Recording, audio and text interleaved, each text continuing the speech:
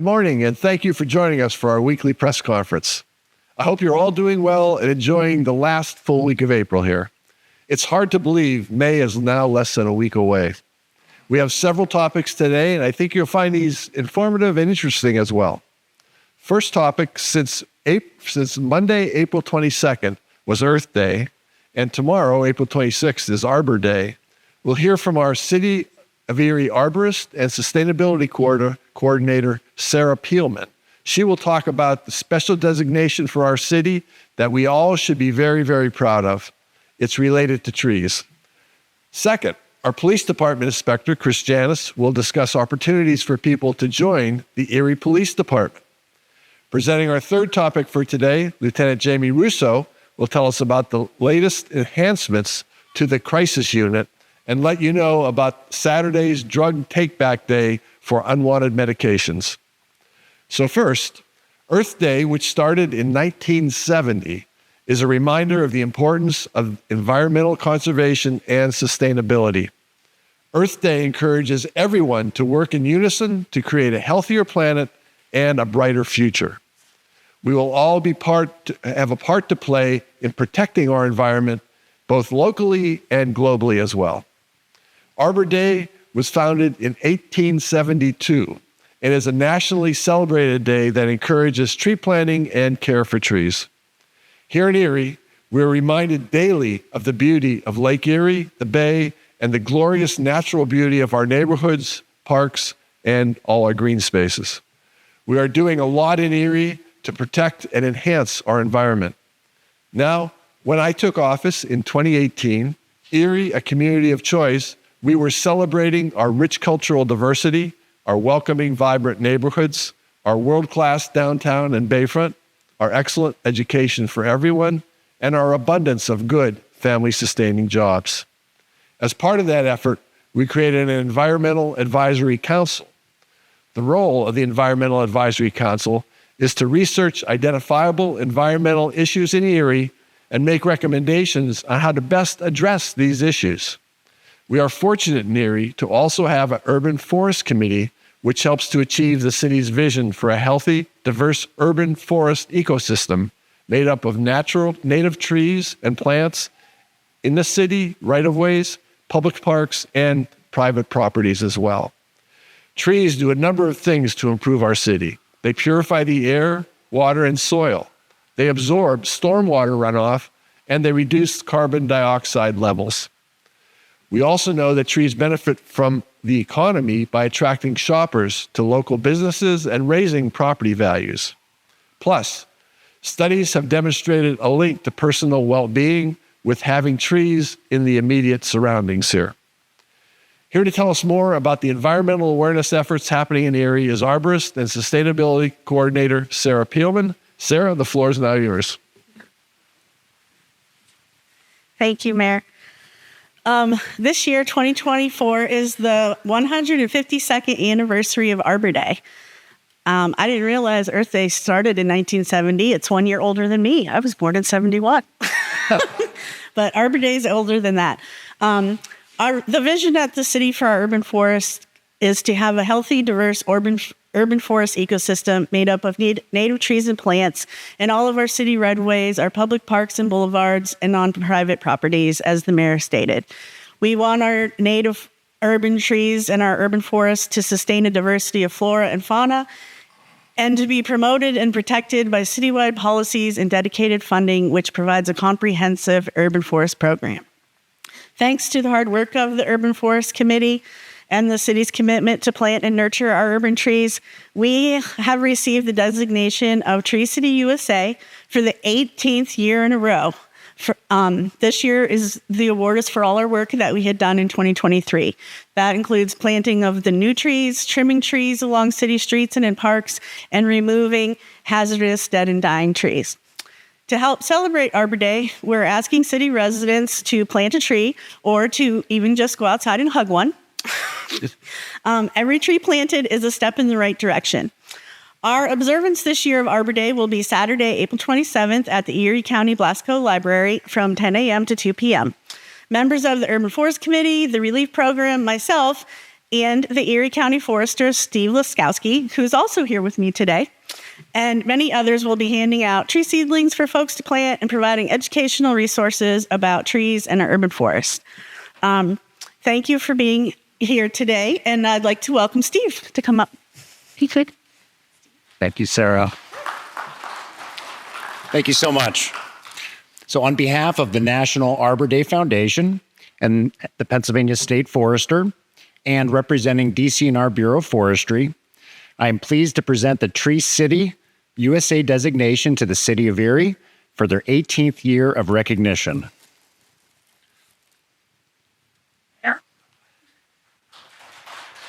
Always.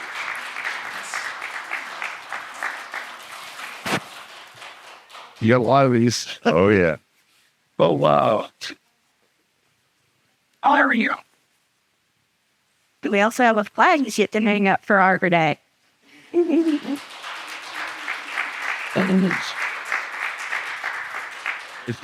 You.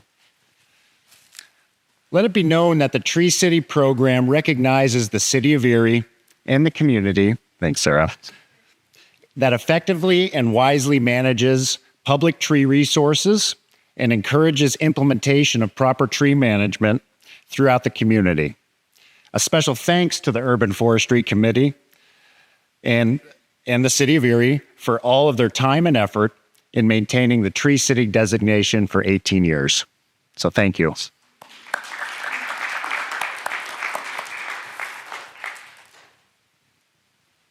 Thank you very much, Sarah and Steve, for continually protecting, promoting, and enhancing the natural environment here in Erie.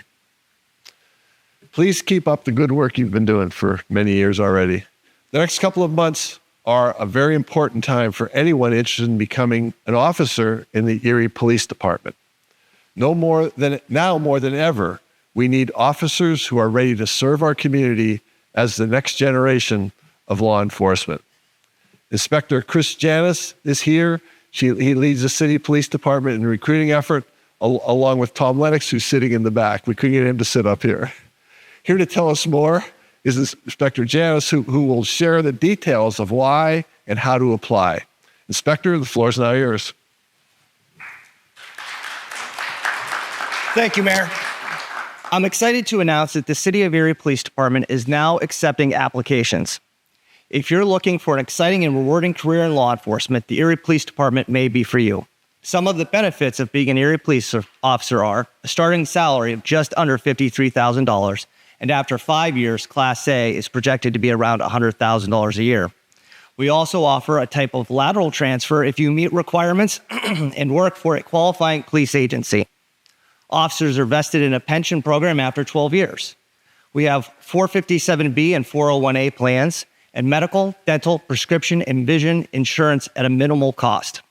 The Erie Police Department is a career agency with lots of opportunities for advancement. All new officers start in the patrol division, but have the option of bidding on positions when they become available. Some positions include patrol supervisors, SAT and NAT team, motorcycles, detectives, crime scene unit, traffic investigators, vice, and many more. Now that we've heard how great the Erie Police Department is, let's go over the application process. The application process opened April 3rd. The last day to submit an application is June 30th, 2024. Applications are handled by the Northwest Pennsylvania Regional Police Testing Consortium. Both the written and physical agility tests are scheduled for August 3rd, 2024. The physical test takes place at Cathedral Prep Haggerty Field Events Center at 501 West 12th Street. Applicants must successfully pass the following: a 300-meter run in 66 seconds, 30 sit-ups, 25 push-ups, and a 15.5 vertical jump, and finally, a 1.5-mile run in under 15 minutes and 55 seconds. Once you pass the physical test, you will be invited to attend the written test, which will be at the Mercyhurst University Municipal Police Training Academy. After successfully passing both the physical and written exams, applicants are placed on an eligibility list based on their score. Applicants that qualify for Veterans Preference Points will have 10 points added to their overall score. The requirements to be an Erie police officer are: applicants must be 21 years of age or older at the time of hire, They must be a U.S. citizen, possess a high school diploma or GED equivalent, must be Act 120 certified, meaning they must have graduated from the police academy. Also, applicants must agree to move within 15 miles of City Hall within a year of hire and have a valid driver's license. When an opportunity exists within the Erie Police Department, applicants must satisfy physical and psychological testing along with a background investigation, which is required by Pennsylvania state law and the Erie City Civil Service Commission. The Erie Police Department is dedicated to hiring the best applicants to serve the citizens of Erie with the professionalism that they're accustomed to. We are also taking proactive steps to increase minority hiring. And I'd be remiss if I didn't mention Lieutenant Tom Lennox, who handles our recruitment for the city of Erie. Since 2021, the Erie Police Department has hired 51 new police officers. 15 of those hires, or just over 29%, have been minorities. For more information about becoming an Erie police officer, visit epd.erie.pa.us/recruitment. Thank you, Mayor. Thank you.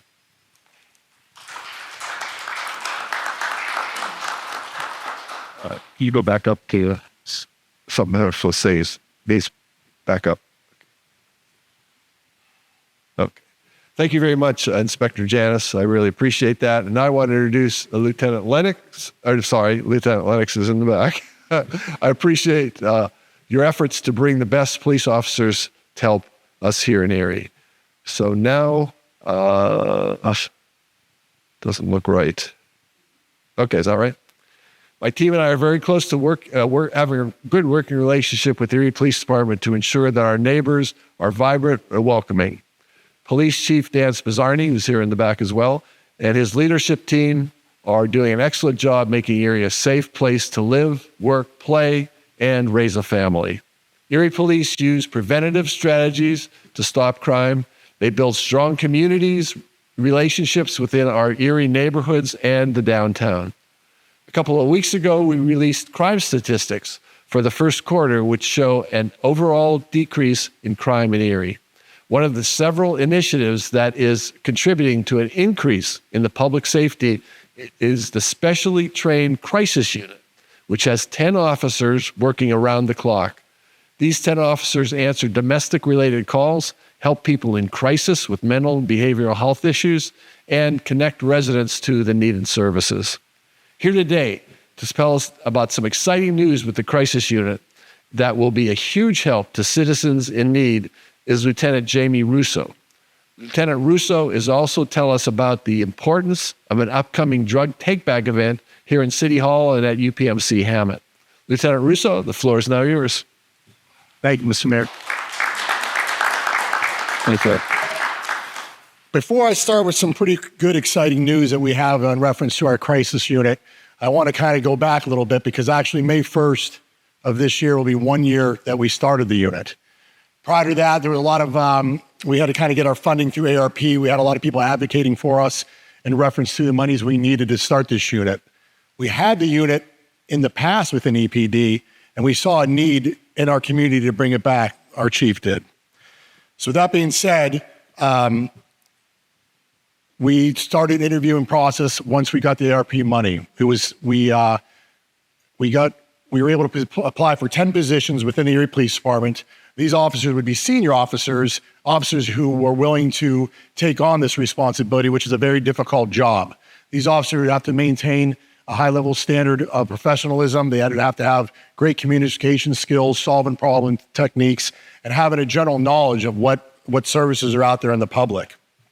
Once these officers got hired, we had them go through 1 week of training. They already were experienced within the mental health system that we had developed within Erie, but this was something we wanted them to be a little bit more further educated on and be a little bit more of an expert within our department and within our community to help serve the citizens of Erie a little bit better. So for that week, they went through 40 hours of training, and this was put together not just by myself, but also a lot of help from Safe Harbor, Stacy Bittner, you can hear from today with Crisis Services, and Dr. Mandy Fowle. They went through a lot of educational courses on mental health, homelessness. They went to different agencies throughout the city They were presented with what those agencies do and how they could serve those citizens that are in need. And that all culminated with these 10 officers who were selected through the interview processes going out to our municipal police training program and do virtual reality training on scenario-based mental health calls. It wasn't that what they did right or wrong, it was just what is the best approach. So they would be evaluated on each call and learn what they can do better. So that culminated with all the training they received earlier in that week. The unit began May 1st, 2023. After the training was done, we hit the street on May 8th, 2023. As of April 21st of this year, they responded to 2,392 calls of service that were designated within our mental health parameters, the crisis cards parameters. That'd be mental health calls, juvenile outreaches, homelessness, welfare checks, serving, and petitioning for 302s. This number, the 2,392, does not reflect the calls that they were on service that were to assist patrol in crime-related calls, shoplifting calls, calls of service where they're still police officers and assisted the units out on the street. So that's a big number that we started with. What we saw in the vision that we had with this unit prior to it being out on the street and what we knew that we needed from the previous crisis call, and we knew what was a success and what we wanted to start doing because of the information we received from many individuals such as Dr. Falbo and Stacy, was building relationships like anything else, getting out there, having this a standard of care, a continuity of care of the officers who are out on the street. These officers work 24 hours a day, 7 days a week on the same shifts. They're out there working the street, knowing and learning and getting to recognize the individuals that we provide service to on a daily basis. And even better, those individuals who are in need get to learn who these officers are. Through my 25 years of policing, when I was on the street, the number one thing that I used was relationships that I built. As I reviewed body camera footage this past year on the incidents that these officers who are on the crisis unit calls for service they are on, you could tell from the majority of these calls that the individuals they maybe who were having a mental health break or who was homeless or maybe agitated, these officers who arrived on scene had a relationship previously built with this community, things were disarmed pretty quickly. We were able to get things calmed down and be able to provide the services that are most important in the job that needed to be done instead of having to deal with trying to build those relationships because they're already being built. So that's one of the most successful things that I would say that we have done.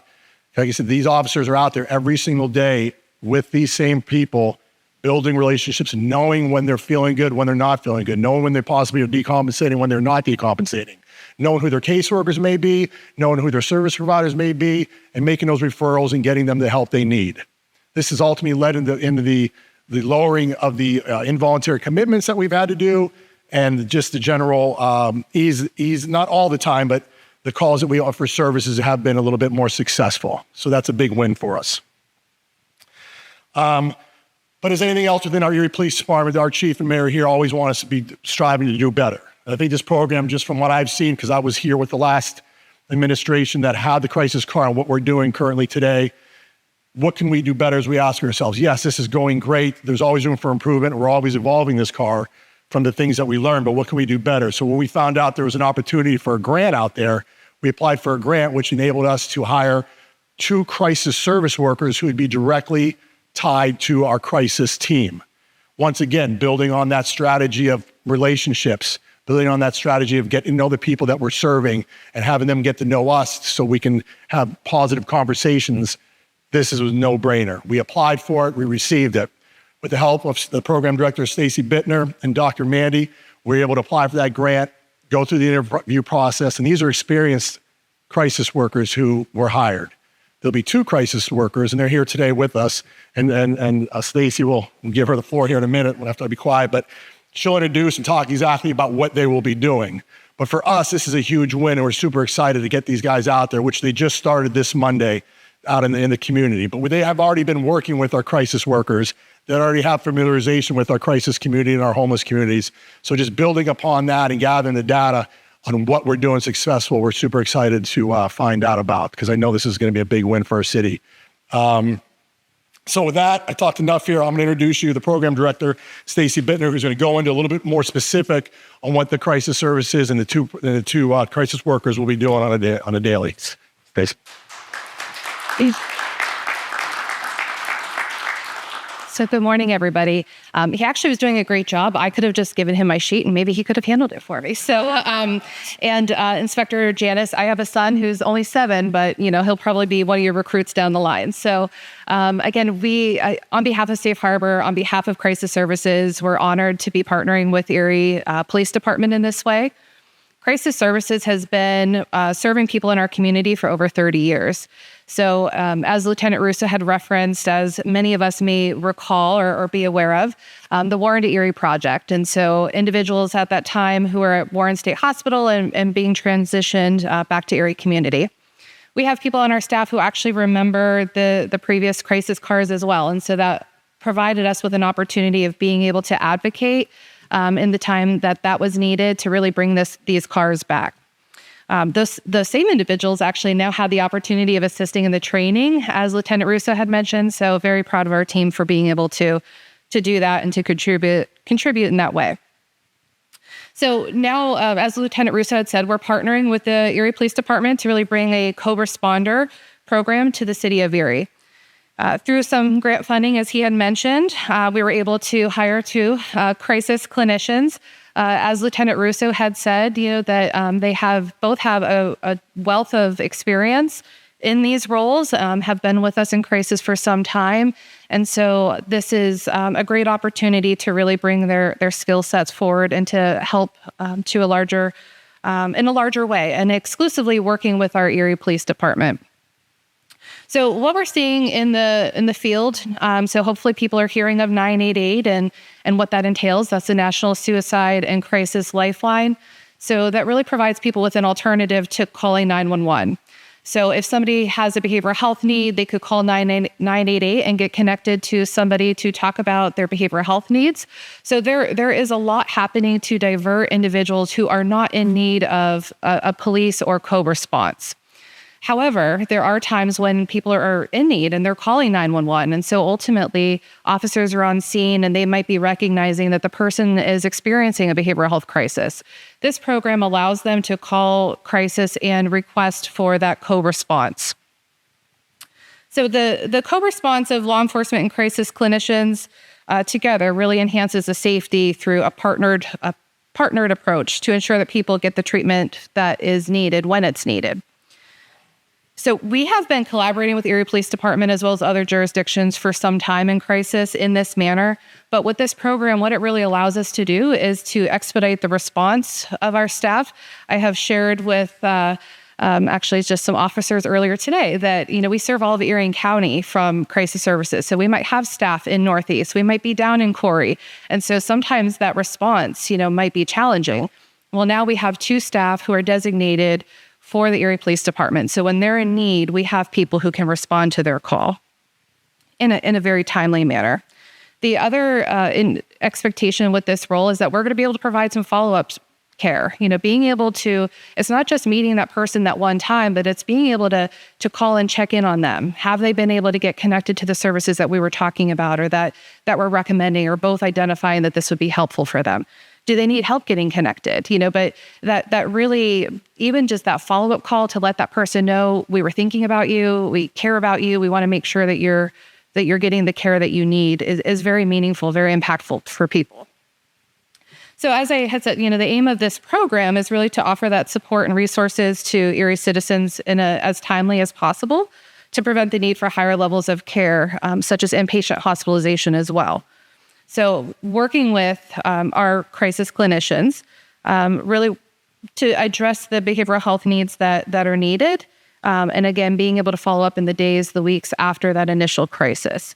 So our goal through this program is to really work very closely with the Erie Police Department. How can we divert people from further legal involvement, presenting to the hospital, inpatient hospitalizations. We want, when we go back to the Warren to Erie project, the meaning behind that is we want to keep our community, the individuals in our community. So how do we really help them to receive that support that they need? So we're very excited about this opportunity. And again, just excited about all the great things to happen, and also just wanted to share, while having an opportunity that, if people are experiencing a mental health crisis or behavioral health crisis, for them to feel, welcome to call 988 or our local crisis center, which is 814-456-2014. So, Jamie?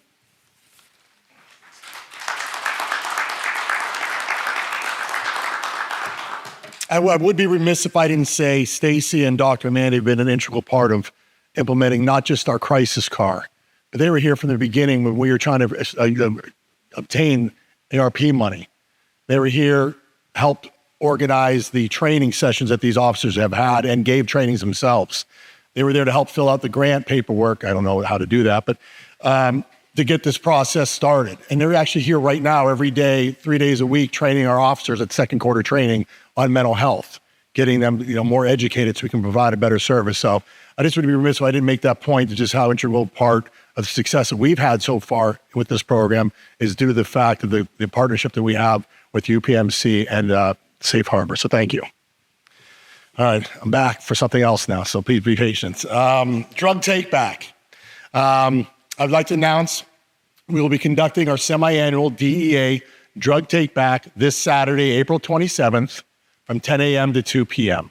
We're going to be at 2 locations once again this year, UPMC Hammond Hospital's lobby and City Hall 626 State Street's front lobby, just behind you. We'll also have UPMC Safe Harbor Crisis Services on site. They'll be handing out home drug disposal kits and single-use Narcan while supplies last. So once again, our partnerships, we have evolved this take back, and not just EPD doing it, but also having these partnerships come out and provide a better service for our community and at different locations to hopefully collect more of the drugs. Let's see where we at here. We believe we'll bring all these service providers, adding an additional drug tape-off location to help serve the citizens of Erie better. The National DEA Take Back Initiative is a great opportunity to dispose of unneeded prescription medication. These are old, unwanted, or no longer needed, are a public safety issue, too often becoming a gateway to addiction. The drug overdose epidemic in the United States is a clear and present public health, public safety, and national security threat. DEA's National Prescription Drug Take-Back Day reflects DEA's and the City of Erie Police Department's commitment to America's safety and health, encouraging the public to remove unneeded medications from their homes as a measure of preventing medication misuse and opioid addiction from ever starting. The majority of opiate addictions start with prescription pills found in medicine cabinets at home. Pharmaceutical drugs can be just as dangerous as street drugs when taken without prescription or doctor's supervision. A majority of people who misuse prescription medications were obtained from medicines from family members or friends. Participants may dispose of medications. Some rules that we have, they may dispose of medications in their original containers or by removing the medication from its container and dispose it directly into the disposal box. We'll always have 2 officers on scene to make sure of your confidentiality, and we will secure these prescription boxes ourselves for continuity of care and drive them up to an undisclosed location where we will meet the DEA and drop them off so they will be secure.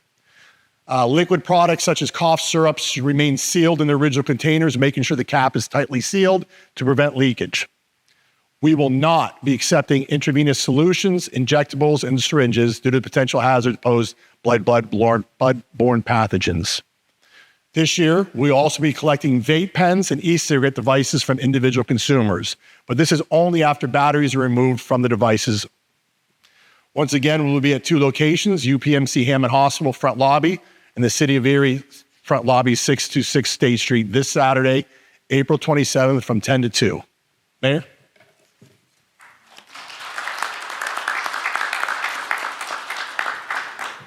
Thanks very much, Lieutenant Russo and Stacy as well. Thank you very much. I believe that our crisis counselors are going to be a tremendous asset to helping people that need the help the most here in Erie. So I want to thank all the men and women of the Erie Police Department. I feel very lucky to have all of them. They work together on our partnership in the community, such as UPMC, Safe Harbor, all law enforcement partners, community centers, and local social and faith-based organizations. They strengthen the police community partnerships, and they help us to transform Erie. I'm really very proud and very happy with the work our police are doing. And not just the 2 here, but the 6 in the back, and all of our police are doing very great work. We really appreciate that. And that concludes this week's press conference. Please follow us on social media for the very latest updates on everything happening here in the city of Erie. Thanks very much for being here or watching today. And everyone who spoke is now available for interviews. Did you hear that? Thank you.